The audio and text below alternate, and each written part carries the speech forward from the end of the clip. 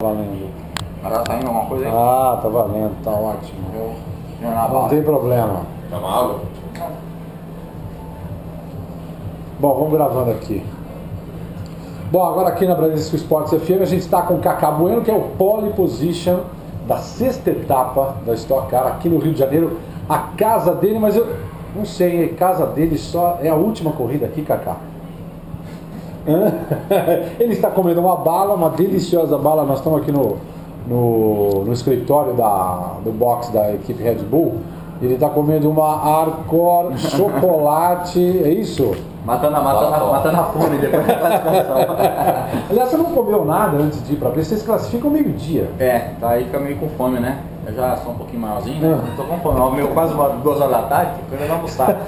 Não, falando sério e até de assunto triste, né? Que você perguntou se é a última aqui. Infelizmente né? Eu ainda tenho mais um final de semana de atividade aqui, que é semana que vem na GT3.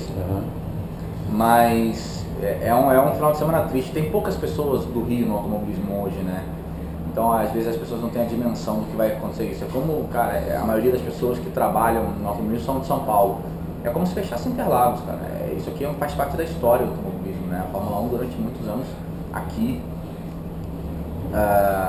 Fórmula Indy, MotoGP. Então, eu tenho, graças a Deus, eu consegui um sucesso no automobilismo.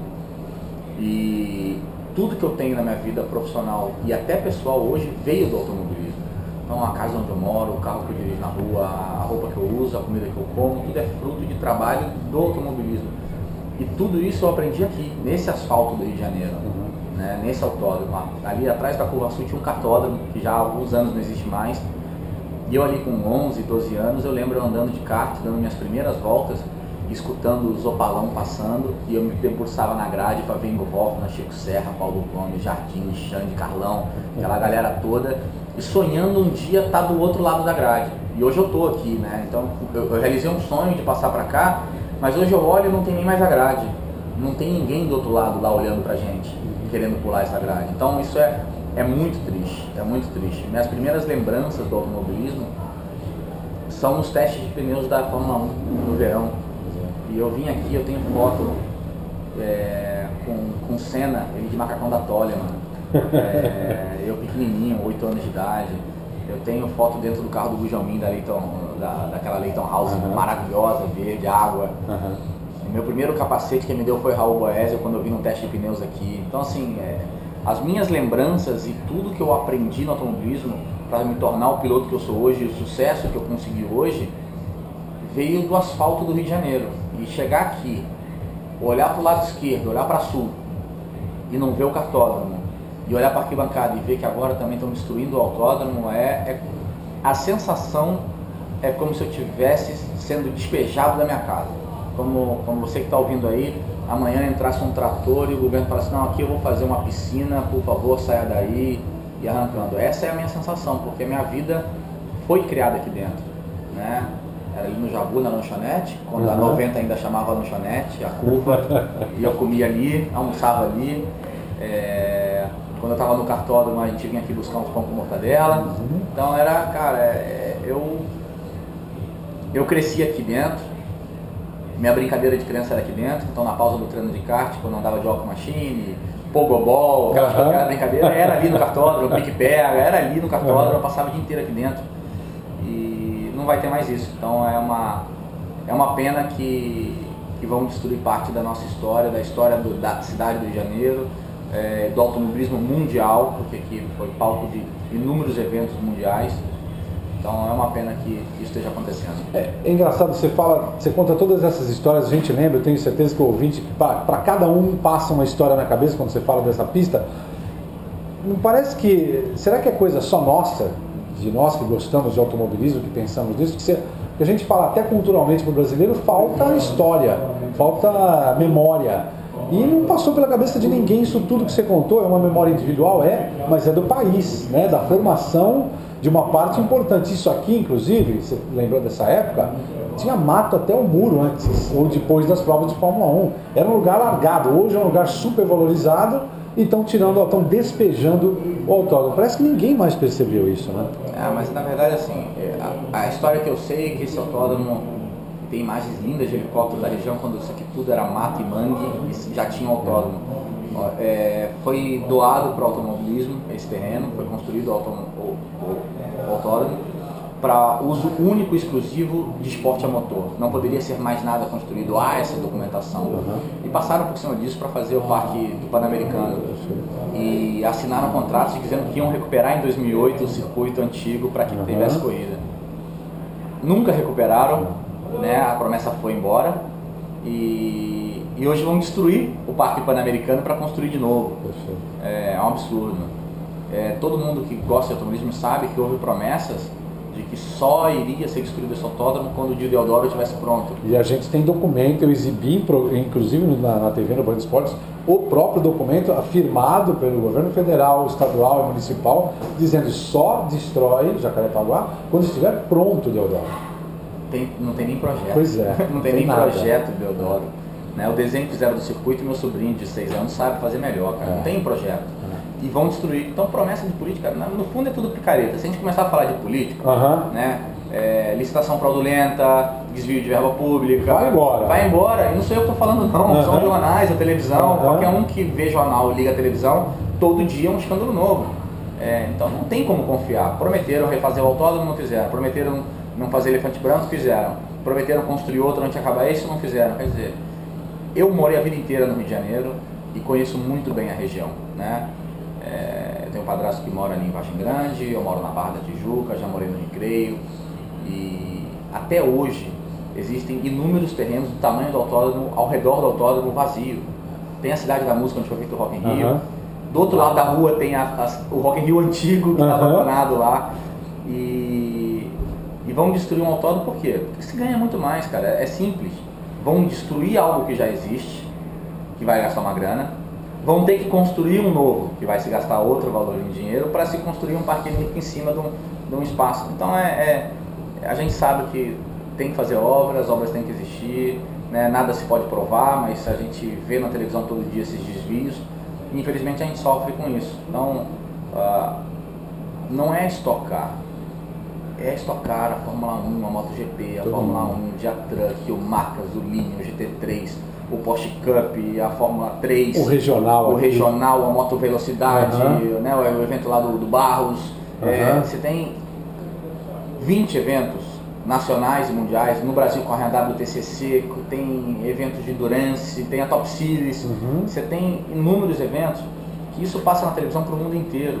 Então, não é possível que o Paraná tenha 4 autódromos, que o Rio Grande do Sul tenha 3, 4 autódromos e que a gente vai destruir o único que a gente tem, porque é comprovado que se ganha dinheiro em turismo, na rede hoteleira, na cidade, gera impostos, empregos temporários, empregos fixos do autódromo, famílias que dependem do automobilismo. Quer dizer, os números do autódromo para a cidade são extremamente positivos. São Paulo todo ano na Fórmula 1 mostra, gasta milhões na reforma e fala, olha, o autódromo deu prejuízo de X, mas a cidade lucrou 10X no dinheiro deixado e tudo.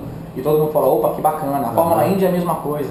Então você ter um autódromo que hoje em dia, por causa dos terrenos, custa uma fortuna construir, mas que existem alguns construídos que naquela época não custava tanto, é muito mais barato você manter uma praça esportiva que gera uma receita para o estado maravilhosa, que gera turismo, uma corrida que Stock Car passa na Globo Internacional, no mundo inteiro, uma corrida de WTCC passa em 82 países ao mesmo tempo. Quer dizer, hoje eu estava no meu box aqui, tinha uma galera, umas 40, 50 pessoas, olhando a World Series by Renault, correndo na Rússia. A gente estava aqui olhando, cara, todo mundo vendo imagens da Rússia e tal. Isso é repercussão mundial quando você tem um negócio desse, e pouca gente se dá conta. Então é fundamental um estado como o Rio de Janeiro ter um autódromo. Então eu acho que um dia vai acabar saindo um autódromo novo. Só que vão se gastar entre a destruição desse, a compra de terreno, a construção do novo, 200, 300 milhões em verba pública. É um absurdo, é que tem tantos absurdos acontecendo hoje em dia que a gente não é mais escândalo, não se dá mais conta do que estão fazendo. Então é triste que isso esteja acontecendo, e para que se possa continuar funcionando essa máquina pública de gasto de recurso, estão jogando parte da história fora. Então assim, hoje faz parte da história isso aqui sim, do automobilismo mundial, e estão se jogando fora, estão se jogando uma pá de terra em cima da história de Nelson Piquet, de Emerson Fittipaldi, de Ayrton Senna, de tantos outros, de Ingo Hoffmann, de Paulo Gomes, a minha, que sou um grão de arroz perto desses monstros, mas a de todo mundo que passou por aqui. Então, infelizmente, hoje a gente tem, na categoria principal do automobilismo, com 32 pilotos, a gente tem 3 pilotos do Rio correndo, e todos eles com mais de 30 anos de idade. Não há sequer uma renovação. É triste a gente comprovar isso e ver que no nosso estado as coisas vão de mal a pior. Em compensação, do ponto de vista da corrida e do campeonato que você faz, a coisa nunca teve num momento tão quente. Né? Tá quente na vida do autódromo, tá, mas nunca teve tão quente no campeonato em si. E ainda com uma coisa que a gente sabe que é uma briga interna, né? 2 companheiros de equipe, um ponto só, e você hoje você vai sair na pole. O que significa para você esse momento da tua carreira, essa disputa? O que você pode dizer dessa rivalidade? Não há muita rivalidade, né? Eu e Daniel, a gente realmente nunca foi amigo, a gente tem uma diferença de idade aí importante, 8 anos de diferença. Ele mora em São Paulo, eu moro no Rio. A gente nunca realmente disputou um título mano a mano, porque nos outros 3 anos eu estava na disputa do título e ele andou muito bem, mas não conseguiu chegar até o final do ano na disputa do título. Mas eu nunca fui de ligar para ele para ir jantar na minha casa, da gente sair junto ou trocar ideia. A gente sempre teve uma vida bem diferente, gostamos de coisas diferentes. Então, não há uma amizade, mas tampouco há uma rivalidade. Agora há uma rivalidade na pista porque estamos buscando o título. E o momento da equipe é muito bom. Então, a equipe sempre deu essa liberdade, continua dando essa liberdade. E eu tenho certeza que a gente vai chegar no final do ano brigando. Então, se chegar na última etapa e o título puder ficar entre um dos dois, a equipe não vai se meter e vamos ver quem tem mais garrafa vazia para vender, né? Mas eu acho que é um momento incrível, meu, né? Eu venho de um título no Troféu Linha, venho de um título na Stock Car. Esse ano, nas 3 categorias que estou fazendo no Brasil, né? Eu estou em segundo ou primeiro no campeonato, então eu realmente estou num bom momento, tecnicamente, estou com a cabeça boa para fazer isso, então as coisas estão acontecendo naturalmente. Eu acho que a gente trabalhou muito em conjunto, muito méritos, lógico, do Andréas e do William Ruby, do Andrés Mateus e do meu amigo, que são os donos da estrutura, em continuar esse projeto e desenvolver cada vez uma equipe melhor. Então acho que a nossa equipe está mais forte que nos anos anteriores. Quando a gente ganhou e perdeu o campeonato, pode acontecer isso de novo, mas está mais forte, tem mais possibilidades. E eu continuo conseguindo colher resultados. Então é a 4ª pole em 6 corridas, né? Mostra que a gente está rápido, mas infelizmente houve uma mudança de regulamento para esse ano que passa longe do ideal, né? Eu ganhei 3, em 5 corridas eu ganhei 3 e fui uma segundo e não sou líder do campeonato. Teve um amigo meu até que fez o levantamento e botou a pontuação da Stock Car antiga, botou a pontuação do Marcas, a da Truck, a MotoGP, Fórmula Indy, Fórmula 1, botou todas as pontuações, em todas elas eu seria líder, mas na pontuação hoje da Stock Car eu não sou líder. Fizeram uma pontuação que pontua os 20 primeiros e que a diferença é de 1 ponto, de um para trás. Então quando você quebra 2 décimos lugares na Stock Car hoje é igual uma vitória e uma quebra. Isso não existe em nenhuma categoria. Então quando você quebra, pune muito, e eu quebrei uma etapa. Então tá me punindo muito, mas igual para todo mundo e vambora. A gente sabe, vambora, é assim. Então eu acho que o campeonato está muito mais embolado por causa da pontuação. Porque senão acho que a minha diferença do Daniel em relação aos demais já seria maior. E isso daria uma tranquilidade maior para a equipe. Eu acho que isso não vai acontecer. Eu acho que Kodair, Thiago Camilo, Marcos Gomes, Átila Abreu, Valdeno Brito, acho que tem outros pilotos que vão chegar no final do ano com chance de título ainda por causa da pontuação atual. Esse é o objetivo de todos eles, mas até por conta desse levantamento paralelo que vocês fizeram, comprova em número o que a gente vive falando aqui. Eu acho que já foram feitas várias pesquisas e todo mundo te aponta como o melhor piloto do Brasil, disparado. Todo mundo, você sabe disso. E o que significa isso para você? Até por conta de ter, o meu ponto de vista, é que esse tipo de regulamento faz com que outros pilotos possam vencer o Kaká.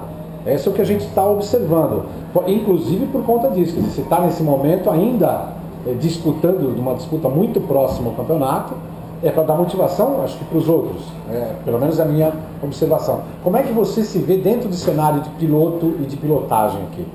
Primeiro para falar do regulamento, assim, pelo que você falou de estar disputando em cima disso, eu acho que foi essa a base. Eu não digo que seja nada contra o Kaká ou para o Kaká, mas é contra o momento. Tá.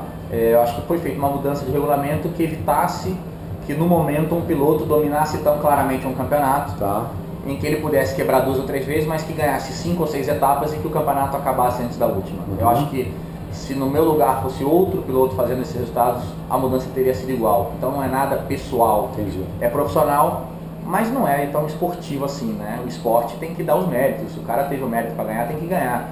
Eu acho que criar ferramentas para que seja equilibrado e dando oportunidade ao mediano disputar o título com o outro que foi competente, ainda mais naquele momento. Eu não acho que seja bacana. Quer dizer, botar mais sorte no pacote do que a competência, eu acho que não seja uma linha bacana.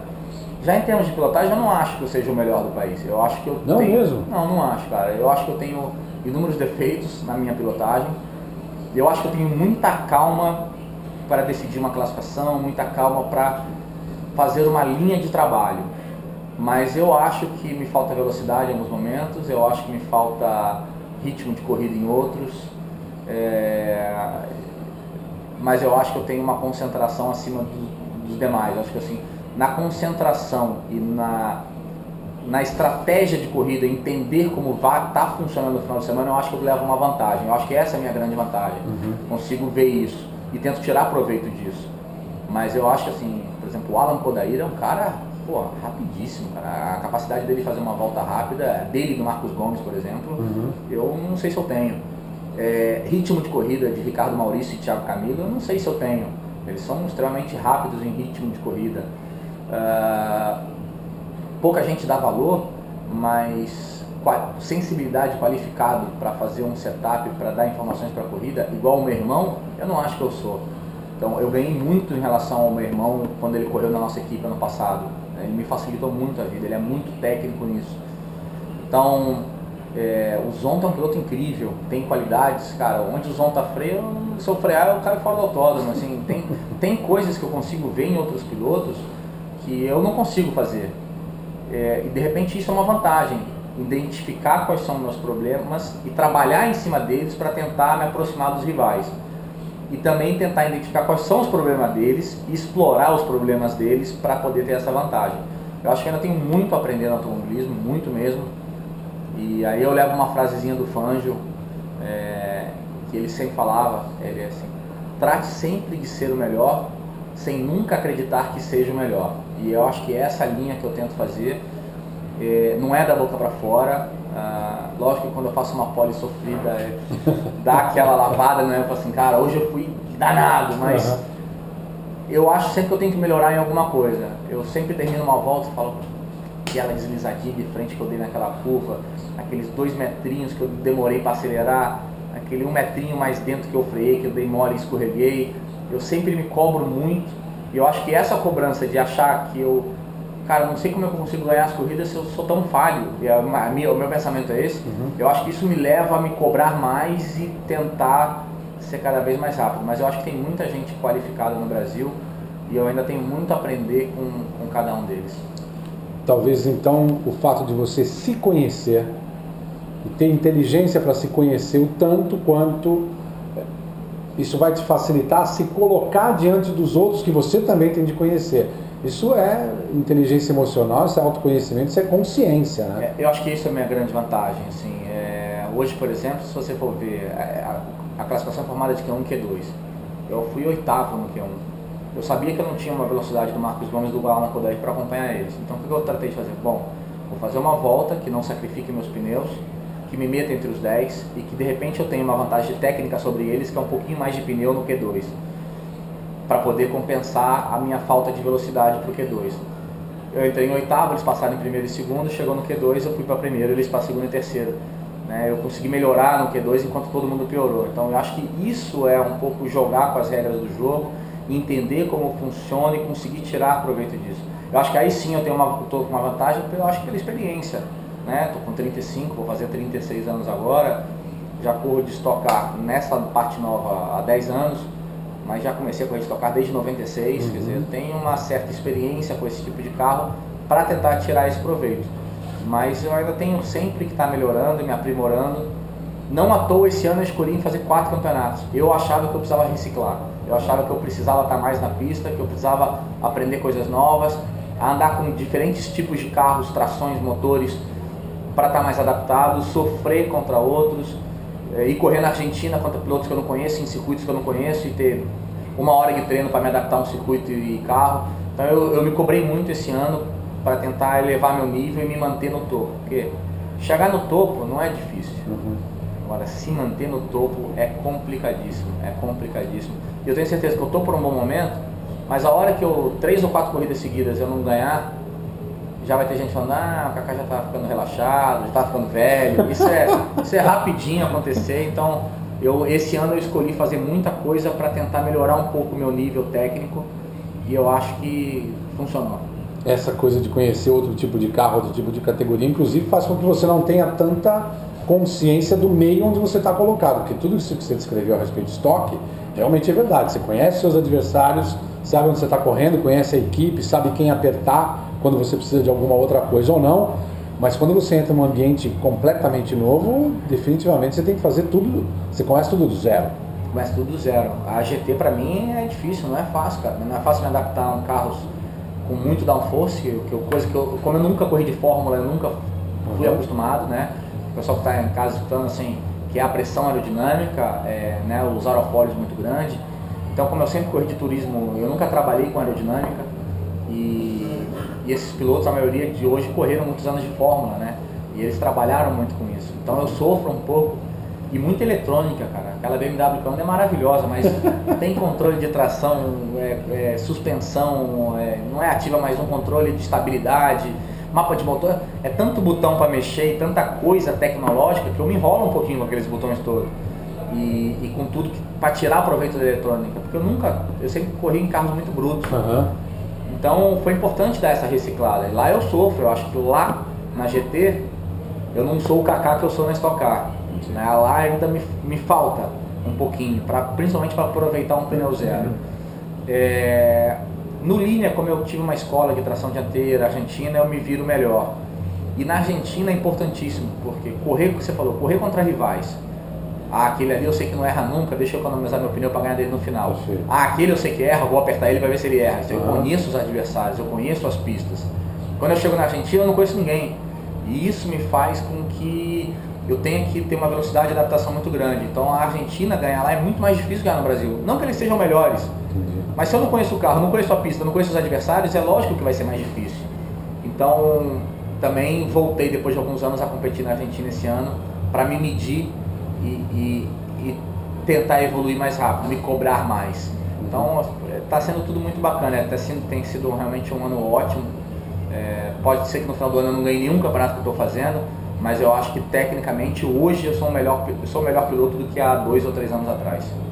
Bom, e todo esse autoconhecimento, conhecimento dessas categorias, faz com que a gente queira saber de você, o que você está achando de Fórmula Indy e de Fórmula 1. Eu sei que você acompanha porque você, né, daqueles que você pegar onde tem corrida, deixa eu assistir. O que você observa nessas duas categorias? Fala primeiro de Fórmula 1 e depois de Fórmula Indy. A Fórmula 1 nunca teve tão incrível. É uma pena que o brasileiro não consiga entender o momento, né? As audiências nunca foram tão baixas, mas a categoria nunca foi tão incrível. Nunca foi tão incrível.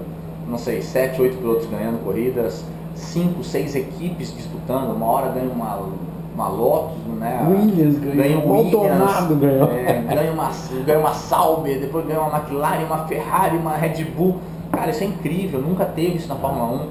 Teve uma corrida que do primeiro ao 10º para entrar para o Q3 tinha 3 décimos de segundo, isso é coisa que Stock Car, na Fórmula 1 nunca teve. A gente fala, Stock Car tá vendo como é equilibrado, na Fórmula 1 do primeiro ao 10º tem 1,5 segundo, né? Isso nunca existiu, então pena que não saibam reconhecer isso, não conseguem admirar o barato do automobilismo. Então ela passa num momento incrível, pena que parece que o Felipe psicologicamente melhorou muito nessas últimas corridas.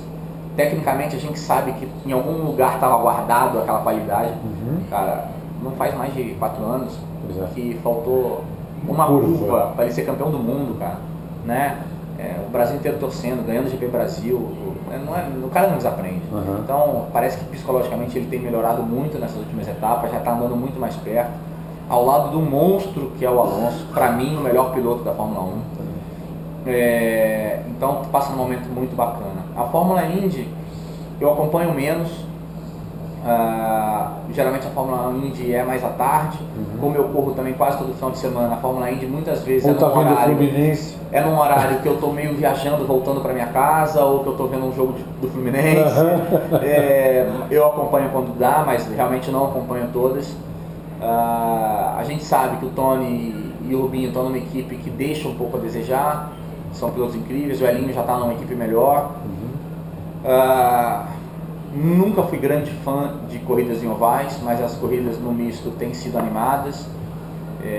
Eu não sou muito fã dos circuitos americanos, né? Um circuito de ruas, para mim, um pouco meio adaptado demais, aeroporto e tal. Eu não sou muito fã do estilo que o americano faz, mas a qualidade de pilotagem da Fórmula 1 hoje em dia, da Fórmula Indy hoje em dia é muito bom e tem uma participação maior de brasileiros. Então é bacana de assistir. Acompanho, gosto, torço. Não entendo tanto do mundo da Fórmula Indy quanto eu acompanho a Fórmula 1, que eu acompanho um pouco mais. Sou mais torcedor e eu gosto de ver. Como eu gosto de ver qualquer coisa, cara. Eu vejo Fórmula Truck, eu vejo...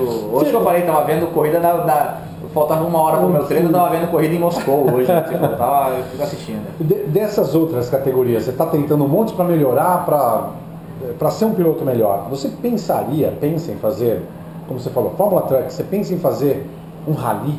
Fazer um Rally dos Sertões, por exemplo? Penso. Ano passado, não, foi mais. Ano retrasado eu fiz o... Não, tô ficando velho, já faz quase 4 anos que eu fiz rally. Eu fiz um rally, foi bem bacana.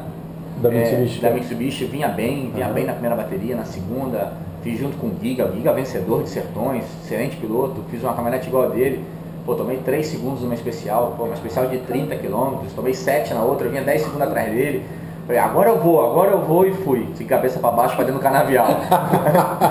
E capotei, destruí a caminhonetinha e coincidentemente nunca mais fui chamado para fazer. Então é diferente, você tem que se adaptar, entendeu? Então foi bacana, mas é por prazer. Eu adoro rally e foi por puro prazer. Não penso em ser piloto profissional de rally, é uma outra praia. Os caras têm uma qualidade incrível de domínio do carro, né? É uma exigência menor em cima de um domínio, um conhecimento de terreno exuberante. Mas também pega um cara desse e põe no asfalto que ele tem que andar no limite do carro, eles também não conseguem, porque eles não andam no limite do carro, é um conhecimento do carro em cima de um controle absurdo. Então são coisas diferentes e não me meteria a fazer. Agora, na Truck, até gostaria de andar, é que teve muito tempo na Truck que tinha uma regra ridícula, que ainda tem. Adoro a Truck, acho bacana, mas eu acho que tem um pouco de liberdade para falar. É uma regra idiota e ridícula do meu ponto de vista, de que outros pilotos de outras categorias não podem correr de truck e o piloto que corre de truck não pode andar mais em lugar nenhum. Isso para mim não faz sentido no automobilismo, não cabe, né, um negócio desse. Eu acho que faz mal até para a própria categoria. Ela poderia lá ter nomes importantes, né? Eu, Burt, Christian Fittipaldi, Pisonia, Zonta, Rodair, Ricardinho, Max Wilson, tantos outros podiam estar lá correndo. A gente tem uma torcida nossa, né? A favor e contra, que a gente arrasta, não podiam estar lá assistindo. Nem que fosse eu para lá, os caminhoneiros, torcer para os caminhoneiros para ganhar o Kaká. Aí você cria um movimento, seria bacana estar presente e infelizmente a gente não consegue estar presente. Isso foi tentado implementar também em outras categorias como a Stock há 2 anos atrás, graças a Deus não deu certo. E você vê que o benefício do automobilismo brasileiro como um todo, dos pilotos poderem correr em 2, 3 categorias, tá no Marcas, tá no Linha, tá no GT, fomentou um crescimento do automobilismo e todo mundo sai ganhando. O torcedor, o piloto, as equipes, a imprensa que trabalha com isso, sem dúvida, né? De repente os promotores de evento ganharam um pouquinho menos de dinheiro, por isso que eles querem proibir. Mas o automobilismo como um todo ganha muito. Então, eu acho que isso não devia existir, a gente poderia ter a liberdade de correr em mais categorias. Mas o meu pensamento hoje não é muito mais sair do Brasil, não. É me estabelecer. Eu acho que agora tive um desejo no passado, agora com 35 para 36 anos me estabeleci. Agora é aproveitar o momento, ganhar o máximo de coisa que eu posso ganhar no Brasil e tentar, quem sabe, aí escrever na história um 20, 30% do que um Ringo Hoffmann, por exemplo, botou. Prova de logo mais, o que você projeta para essa corrida?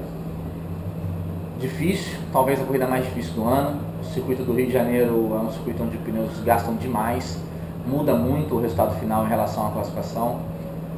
Circuitos de rua como Ribeirão e Salvador, ou circuitos como Campo Grande e Londrina, a pole é 70% da corrida. É muito importante. E no Rio de Janeiro talvez seja a corrida onde a pole é menos importante. Né? É uma pista que tem pontos de ultrapassagem, é uma pista que os carros terminam virando quase 4 segundos mais lentos do que começam, e isso faz com que quem ande rápido, por mais que largue em décimo, possa ganhar uma corrida. Então, o que eu realmente acredito é que vai dar uma embaralhada e a gente tem pela frente a corrida mais complicada do ano em termos de estratégia e economia de equipamento. Vai ser Rio de Janeiro, e depois a gente não tem nada muito parecido com isso, a não ser Campo Grande, que tem um desgaste elevado, mas não tem nada muito parecido com o Rio, não. Obrigado, Cacá, e boa sorte na corrida. Obrigado da aula. Obrigado a você. E se tiver que botar a entrevista inteira, desculpa que vai ter que ser meio especial. Não, mas é um especial. Bacana. Valeu. Mas a ideia é exatamente. Deu mais de meia hora, deu. Exatamente meia hora. Meia hora. Desculpa pelo. Que não, de jeito nenhum. Eu falei inclusive pro Rogério que eu tava vindo, eu quero meia hora com ele, porque a gente tem pouca oportunidade de vir nas provas da Stock, então tem que. E essa história, ouvir você, cara, é um puta prazer, você sabe disso. Porque a coisa mais fácil que tem é você ouvir o normal, gente